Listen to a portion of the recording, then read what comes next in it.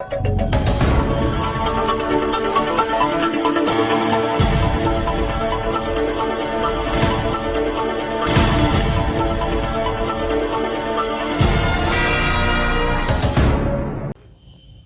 है आपका India live 24। मैं हूं आपके साथ मधु सिन्हा। हाजिर हो तमाम छोटी बड़ी खबरों के साथ। जिला पंचायत अध्यक्ष अनिरुद्ध त्रिपाठी ने आज सोमवार को काशी नरेश राजकीय महाविद्यालय परिसर में शपथ ग्रहण की। डीएम आर्यका अखौरी ने उन्हें पद एवं गोपनीयता की शपथ दिलाई। जिले में जिला पंचायत के 26 सदस्य हैं। अनिरुद्ध त्रिपाठी ने जिला पंचायत अध्यक्ष का चुनाव जीता है। इससे पहले काजल यादव अध्यक्ष थीं। जिला पंचायत अध्यक्ष और सदस्यों ने विकास का वादा किया। इसके साथ जिला पंचायत अध्यक्ष अनिरुद्ध त्रिपाठी ने एक एक करके जिला पंचायत सदस्यों को शपथ दिलाई। शपथ ग्रहण समारोह को संबोधित करते हुए जिलाधिकारी आर्यका अखौरी ने कहा कि जब सभी एकजुट होकर विकास कार्य करेंगे तो गांव के विकास का सपना साकार होगा। भगवा रंग में रंगा जिला पंचायत भवन। नवागत जिला पंचायत अध्यक्ष अनिरुद्ध त्रिपाठी ने लिया शपथ, संभाला कार्यभार और कहा कि भगवा हमारा सनातन धर्म है।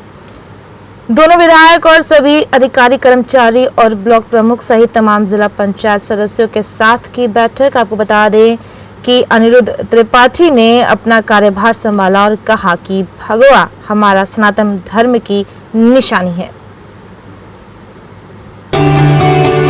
चंपावत जिले में जोर शोर से चल रहा है 18 से 45 वर्ष के लोगों को कोरोना वैक्सीन लगाने का कार्य। यहां एक दिन में 100 के आसपास लोगों को वैक्सीन लगाई जा रही है, जिससे लोगों में बहुत खुशी है, क्योंकि ग्रामीण क्षेत्रों में हॉस्पिटलों की कमी और हॉस्पिटलों के दूर होने की वजह से बहुत दिक्कतें होती हैं।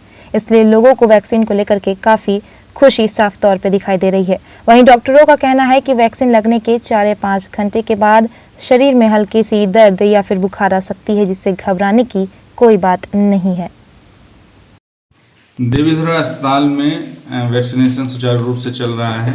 पर डे लगभग 100 के करीब लोगों को वैक्सीनेट किया जा रहा है। अब हमारे अस्पताल में 18+, 45+ और 60+ सभी का लग रहा है। सबके स्लॉट्स हैं, अपना बुकिंग करके आ रहे हैं, उनका भी लग जा रहा है और ऑन स्पॉट भी हम यहाँ वैक्सीनेशन कर रहे हैं।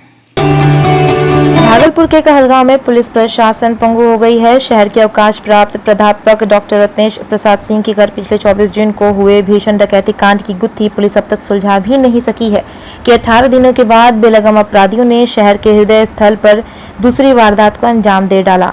हाट रोड स्थित पुरानी रजिस्ट्री ऑफिस परिसर में किराए के मकान में संचालित उत्कर्ष स्मॉल फाइनेंस बैंक में भीषण लूटकांड को अंजाम दिया गया। उत्कर्ष स्मॉल फाइनेंस बैंक से हथियारबंद अपराधियों ने 4,50,000 रुपए की लूट की। आधा दर्जन अपराधियों ने पिस्तौल की नोक पर लूटकांड को अंजाम दिया। लूटकांड को अंजाम देने के बाद अपराधियों ने 2 राउंड फायर भी किए। बताते चले कि सभी अपराधी 20 से 25 साल के युवक थे। घटना को अपराधियों ने 15 मिनटों के अंदर अंजाम दिया है। अपराधियों ने बैंक कर्मियों के 5 मोबाइल भी ले लिए। पिस्तौल के बट से अपराधियों ने 3 कर्मचारियों पर वार किया, जिसमें से कैशियर गुलशन कुमार घायल हो गया, जिसे अनुमंडल अस्पताल में भर्ती कराया गया। तो क्रेडिट ऑफिसर हिमांशु कुमार और आपको बता दें कि ब्रांच मैनेजर जयप्रकाश दास चोटिल हो गए। वहीं रीजनल हेड कृष्णदेव तिवारी भी चोटिल हो गए। अपराधियों ने लूटकांड को अंजाम देने के बाद जाते समय 2 राउंड फायर भी किए।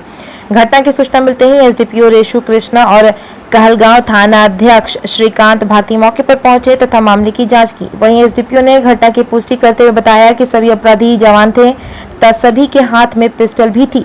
उन्होंने यह भी बताया कि सीसीटीवी फुटेज को खंगाला जा रहा है। लूटी गई रकम के बारे में जानकारी ली जा रही है। बैंक के शाखा प्रबंधक जयप्रकाश कुमार दास ने बताया कि करीब 7:05 पर संध्या में 5 से 6 हथियारबंद अपराधी बैंक में घुसे और बैंक में प्रवेश द्वार बंद कर लूटकांड को अंजाम दिया और करीब आपको बता दें कि 4 लाख रुपए की लूट कर ली। बैंक के कलेक्टिव एजेंट द्वारा राशि संग्रह कर लाया गया था, जिसे कैश काउंटर पर जमा करने की प्रक्रिया चल रही थी। इसी क्रम में अपराधी बैंक में घुस गए।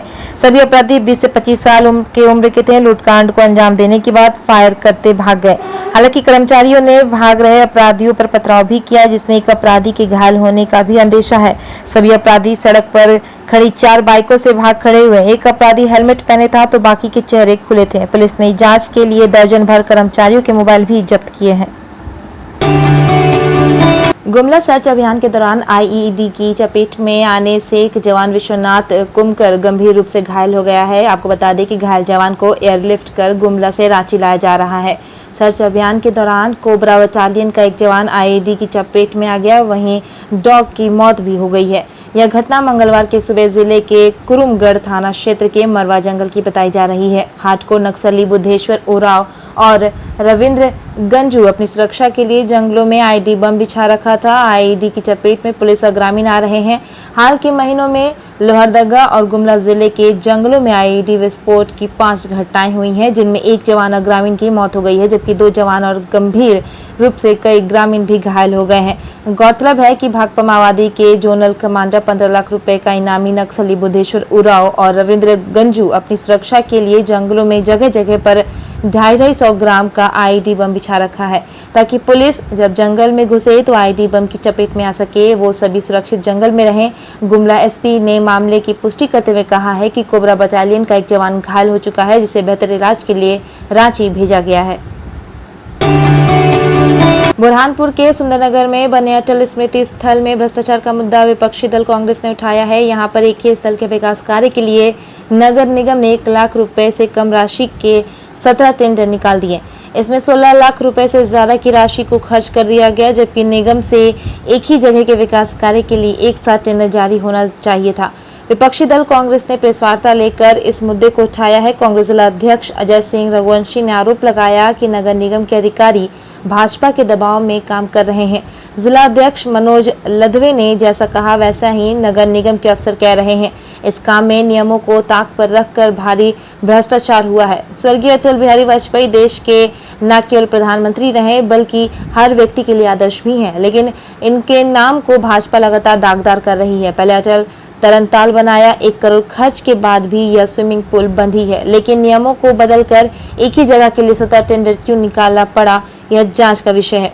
हमने इस मामले की जांच और दोषियों पर कार्रवाई की मांग की है। वहीं इन आरोपों को सीधे से खारिज भाजपा जिला अध्यक्ष मनोज लदवे ने कहा कि कांग्रेस की मानसिकता पर शर्म आती है। देश के पूर्व प्रधानमंत्री भारत रत्न के लिए आदर्श स्मृति स्थल बन रहा है, ये सबके लिए खुशी की बात है। अगर कांग्रेस सवाल खड़े कर रही है, अगर गलती से अगर नियमों में गलती होगी या नहीं होगी मुझे मालूम नहीं है। निर्माण तो निगम द्वारा किया जा रहा है। को दुख इस बात का है कि हमारे देश के पूर्व प्रधानमंत्री एक अच्छे व्यक्तित्व के धनी थे।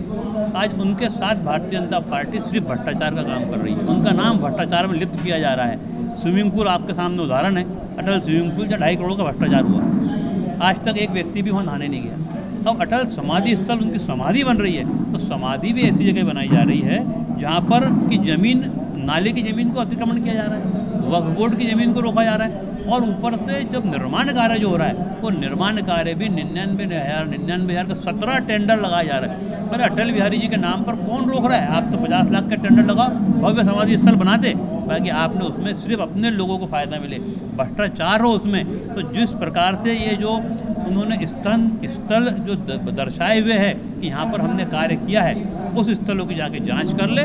कभी वहाँ पर निर्माण कार्य पाया जाएगा तो समाधि स्थल का पूरा खर्च कांग्रेस पार्टी वहन करेंगी।